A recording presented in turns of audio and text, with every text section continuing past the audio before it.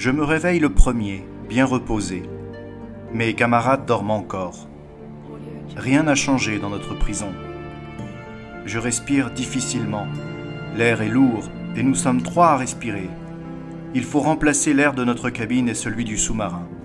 Mais comment l'air est-il remplacé? Sans doute toutes les 24 heures. Le sous-marin revient à la surface des eaux. Enfin de l'air frais et qui sent la mer arrive dans la cabine. Je respire à fond. Ned et Conseil s'éveillent. « Monsieur a bien dormi ?»« Très bien, merci mon garçon. Et vous, maître Ned Land ?»« Profondément. Mais l'air que je respire sent le vent de mer. Quelle heure est-il? Peut-être celle du dîner ?»« Plutôt celle du déjeuner. Sans doute avons-nous dormi 24 heures, » dit Conseil. « Dîner ou déjeuner, ça ne fait rien. Que le steward apporte l'un et l'autre, répond le Canadien. Nous avons droit à 2 repas, et pour moi, je mangerai les 2. Eh bien, Ned, attendons. On ne va pas nous laisser mourir de faim. Il faut nous mettre à l'heure du bord. Attendons, dit tranquillement Conseil. Je vous reconnais là, ami Conseil. Vous restez toujours calme et vous ne vous plaignez jamais. À quoi cela sert-il? Voyons, monsieur Aronnax, que pensez-vous de tout cela? Je pense que le hasard nous a fait connaître un secret important. Si ce secret est plus important que notre vie, on peut nous tuer. Attendons et ne faisons rien puisqu'il n'y a rien à faire. Nous pouvons nous sauver. Se sauver d'une prison sous-marine me paraît impossible. Alors il faut rester dans cette prison et jeter dehors ceux qui nous gardent. C'est aussi impossible. En attendant, promettez-moi d'être calme et de ne pas trop vous mettre en colère. Je vous le promets, monsieur le professeur. Nous restons sans parler, chacun pense de son côté. Mais peu à peu le temps passe. La faim se fait sentir et la colère de Ned Land grandit. Il appelle, il crie, il frappe les murs, rien ne répond. Enfin la porte s'ouvre, le steward paraît, le Canadien se jette sur lui, le couche sur le plancher et lui serre le cou très fort. Alors, nous entendons ces mots dits en français. « Calmez-vous, maître Land, et vous, monsieur le professeur, écoutez-moi. » C'est le commandant du bord qui parle ainsi. Ned Land se relève, le steward aussi, et il sort sans dire un mot. Nous attendons en silence. Le commandant nous regarde, puis il dit « Messieurs, je parle le français, l'anglais, l'allemand et le latin. Je pouvais vous répondre la première fois, mais je voulais réfléchir. Vous m'avez raconté la même histoire et je sais à qui j'ai affaire. Je suis un homme qui a quitté tout à fait le reste des hommes. Vous êtes venu sur mon bateau. » « Sans le vouloir !»« Non, répond l'inconnu, ce n'est pas sans le vouloir. L'Abraham Lincoln me chassait. Vous étiez sur ce bateau et Ned Land m'a harponné. »« Monsieur, plusieurs accidents ont fait croire à un monstre marin qu'il fallait tuer à tout prix. C'est ce monstre que nous chassions. »« Peut-être, mais si votre frégate chasse un bateau sous-marin comme un monstre, j'ai le droit de voir en vous des ennemis. Je pourrais vous rejeter à la mer, mais j'ai décidé de vous garder à mon bord, où vous serez libre d'aller et de venir. » « Mais nous ne reverrons jamais nos parents, nos amis, notre pays. »« Non, monsieur. »« Non, nous ne vous promettrons pas de rester. Nous essaierons de nous sauver. »« Je ne vous le demande pas. Mais vous, monsieur le professeur, vous n'avez pas à vous plaindre de ce hasard. Vous allez voyager sous la mer. Chaque jour, vous serez plus étonné que la veille. Vous allez voir ce qu'aucun homme n'a jamais vu. » Ces paroles me font plaisir et je demande. « Monsieur, comment doit-on vous appeler ?»« Je suis le capitaine Nemo. Et vous êtes sur le Nautilus. » Le capitaine appelle quand un steward vient. Il lui parle dans cette langue inconnue. Un repas attend Ned et Conseil dans leur cabine. Moi je suis le capitaine et nous arrivons dans une salle à manger très bien décorée. « Asseyez-vous et mangez, » me dit le capitaine Nemo. Le déjeuner est très bon. Tout ce qui est servi vient de la mer. À ma question, le commandant répond. « Oui, monsieur le professeur, la mer me nourrit et m'habille. J'aime la mer, elle est pleine de vie. Le monde a commencé par elle et finira par elle. La mer n'est pas aux hommes. À 30 pieds, au-dessus de sa surface, c'est le calme et le silence. Là, je ne connais pas de maître, là, je suis libre. » Le capitaine Nemo se tait un moment, puis il ajoute. « Maintenant, monsieur le professeur, si vous voulez voir le Nautilus, suivez-moi. » Le capitaine se lève, ouvre une porte, et j'entre dans une bibliothèque. Un grand nombre de livres sont là autour de la salle. Contre le mur, il y a des sièges très confortables. La lumière est électrique. Capitaine Nemo, voilà une belle bibliothèque. Vous avez là 6 ou 7 000 livres. 12 000, monsieur Aronnax. Ces livres, vous pouvez vous en servir librement. Je dis merci au capitaine Nemo. Les livres sont écrits dans toutes les langues. Ceux écrits par des savants sont les plus nombreux. Cette salle est un lieu où on peut fumer, dit le capitaine. Prenez ce cigare et dites-moi s'il est bon.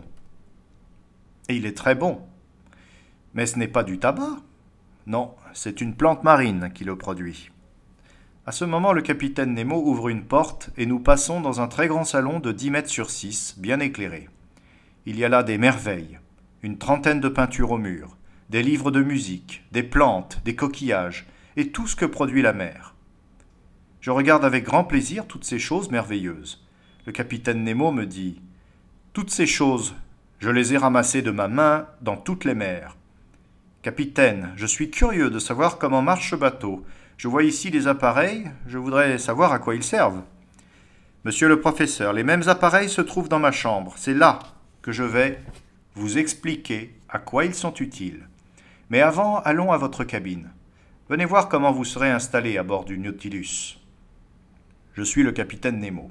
Il me conduit vers l'avant, et là je trouve une chambre confortable avec lit, table, pour se laver et autres meubles.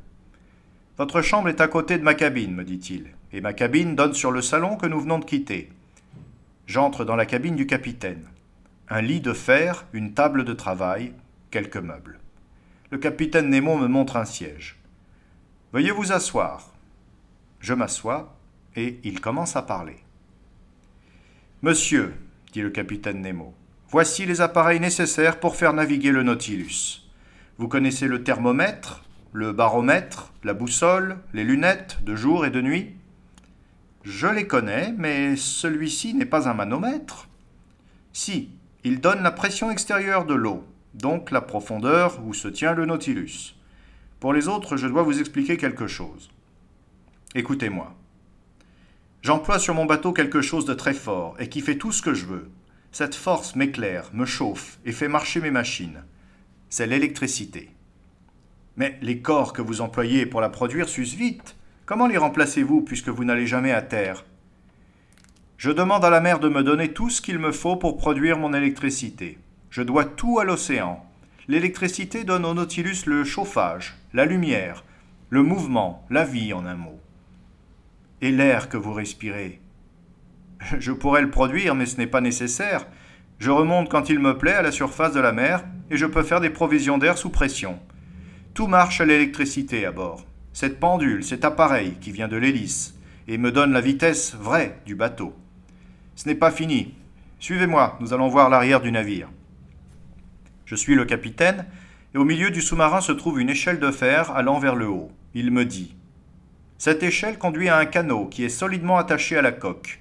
Ce canot peut remonter à la surface de la mer avec quelqu'un dedans. Je m'en sers pour pêcher ou me promener. Et pour revenir à bord ? Un fil électrique m'attache au Nautilus. Je téléphone et on vient me chercher. » Nous passons près d'une cabine où Conseil et Ned Land mangent. Nous voyons la cuisine, une salle de bain, ensuite vient le poste d'équipage. Au fond se trouve la chambre des machines où le capitaine, très bon ingénieur, a installé tout ce qui fait marcher son navire. Elle a 20 mètres de long et elle est partagée en 2 parties. Avec l'électricité, mon sous-marin peut aller à 50 miles à l'heure. Mais marcher n'est pas tout, il faut savoir où l'on va. Comment pouvez-vous aller très profond sans être écrasé par la pression? Comment remontez-vous à la surface? C'est un secret? Non, répond le capitaine. Venez au salon et vous l'apprendrez. Un moment après, nous sommes assis au salon. Le capitaine me montre un dessin du Nautilus. Il me dit « Mon bateau est rond, très long, à bout pointu, comme un cigare. Il mesure 70 mètres de long et 8 de large. Il est fait de 2 coques en acier, l'une intérieure, l'autre extérieure, ce qui le rend très solide. Quand je veux plonger, je remplis les réservoirs d'eau. Mais une pression trop forte peut l'écraser.